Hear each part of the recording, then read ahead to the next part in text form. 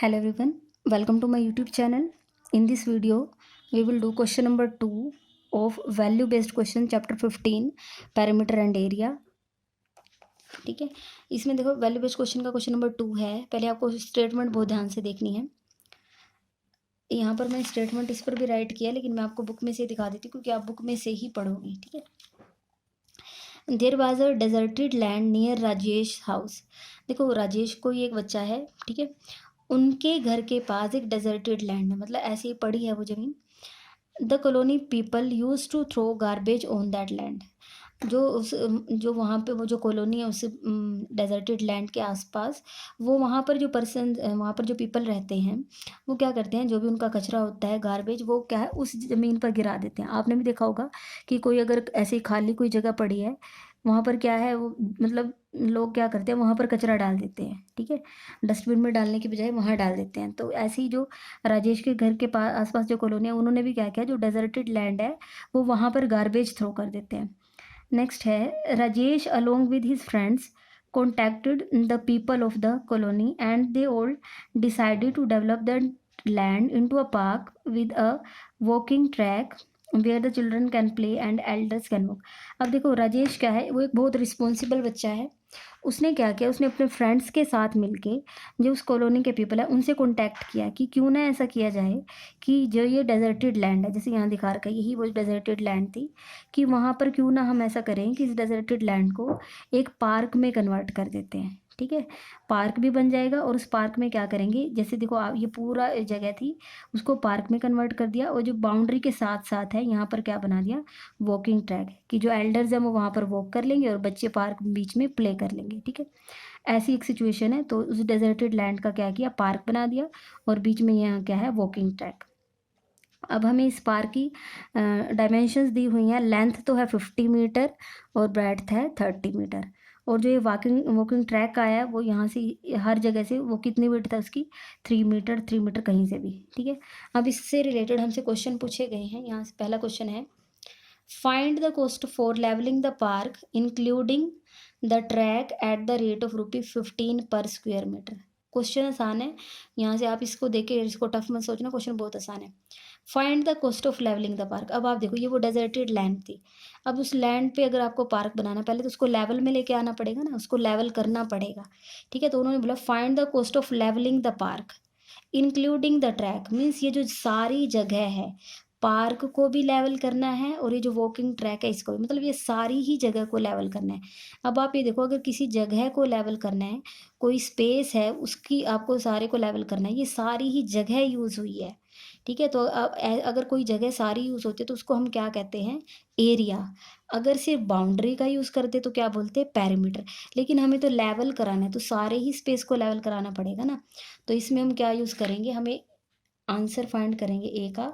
तो जब हम निकालेंगे cost for levelling the park, cost तो बाद में निकलेगी ना, पहले तो हमें उसका क्या फाइंड करना पड़ेगा, एरिया.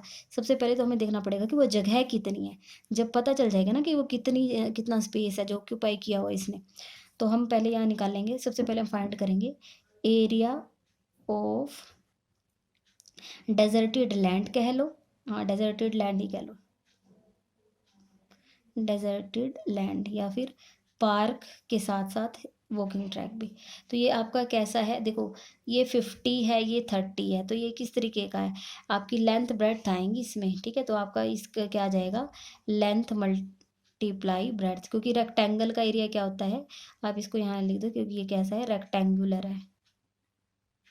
ठीक है, लेंथ मल्टीप्लाई ब्रेड्थ. अब लेंथ तो कितनी है, 50, और ब्रेड्थ कितनी है, 30. मल्टीप्लाई करेंगे तो कितना आएगा, 2 जीरोज ऐसे ही, 5 3 जार 15. ठीक है, सब कुछ मीटर में है तो मीटर स्क्वेयर. ये तो इसका हमारे पास आ गया एरिया, कि इसने एरिया कितना ऑक्यूपाई किया हुआ है. ठीक है, अब मुझे लेकिन बताना है find the cost for levelling the park, कि इस पार्क को लेवल करने पर कितना खर्च आया है. ठीक है, अब मुझे तो बताना है इसमें कॉस्ट ऑफ लेवलिंग. अब आप देखो यहाँ मैं सीधा ही लिखवाऊंगी, therefore cost of leveling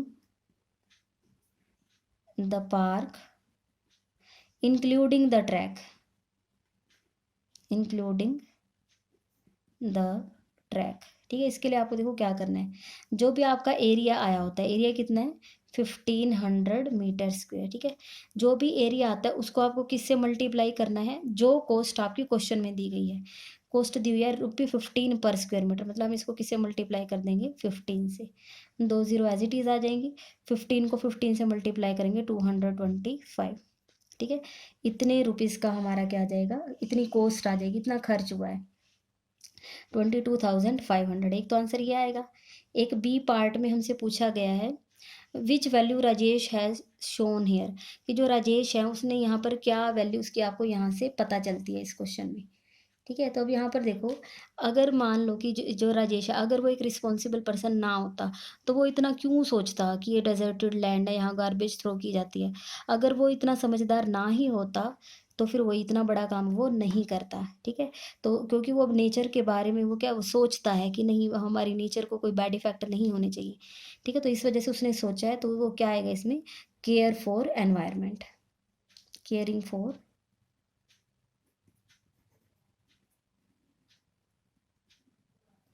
caring for environment, या फिर आप इसके साथ लिख सकते हो रिस्पॉन्सिबल, ठीक है, एक्सेट्रा। और कुछ लिखना चाहो तो लिख सकते हो, ठीक है। यहाँ पर मैंने आपको क्वेश्चन नंबर 2 करवाया है वैल्यू बेस्ड का।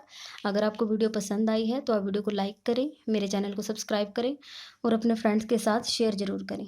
इस चैप्टर की मैंने आपको सारे बेसिक जो क्वेश्चन है वो करवा दिए हैं, वर्कशीट 1 करवा दिया है, वर्कशीट 2 करवा दिया है, और वैल्यू बेस्ड के भी 2 क्वेश्चन मैं आपको करवा चुकी हूँ। इन सब की इस चैप्टर की जितनी भी वीडियोस हैं उनके प्लेलिस्ट का लिंक और पीडीएफ का लिंक मैं आपको डिस्क्रिप्शन में दे दूँगी, आप वहाँ से हेल्प ले सकते हैं। Thank you so much.